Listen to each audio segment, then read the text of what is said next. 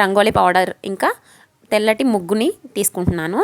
ఈ టైల్స్ పైన చాక్ పీస్తో అచ్చు పడట్లేదని ఇలా ముగ్గుతో వేసానండి అవుట్లైన్. అయితే ఇక్కడ నేను హైబిస్కస్ ఫ్లవర్ ఉంటుంది కదండి, మందార పువ్వు, అది వేద్దామని ఇలా అవుట్లైన్ వేసుకొని రెడ్ కలర్ ఎక్కువగా ఉందని రెడ్ కలర్తో ట్రై చేస్తున్నాను. ఇలా 5 పెటల్స్ కూడా కలర్ ఫిల్ చేసుకొని మిడిల్లో బ్లాక్ అయితే వేస్తున్నాను.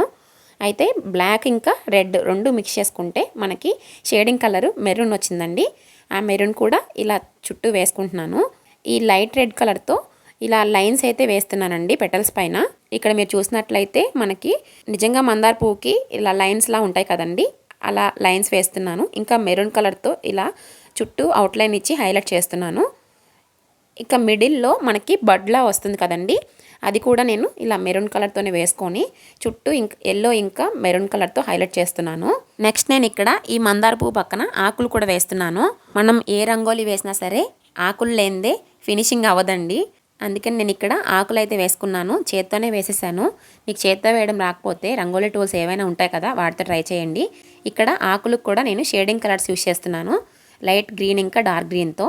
అయితే ఫోర్క్ తీసుకొని ఈ లీవ్స్ పైన ఇలా లైన్స్ వచ్చినట్లుగా డ్రా చేస్తున్నాను. ఆకులు పువ్వులు ఉన్నాయి కానీ మొగ్గలు అయితే లేవని ఇక్కడ మొగ్గలు వచ్చేలా కూడా వేసుకుంటున్నాను. సో ఫైనల్గా డిజైన్ ఎలా అనిపించిందో కామెంట్ చేయండి. ఈ డిజైన్ మీకు నచ్చితే లైక్ చేసి మీరు ఈ న్యూ ఇయర్కి ఏ రంగులు అయితే వేశారో కామెంట్ చేయండి. మీకు మీ కుటుంబ సభ్యులందరికీ wish you a very happy new year. Thank you so much for watching.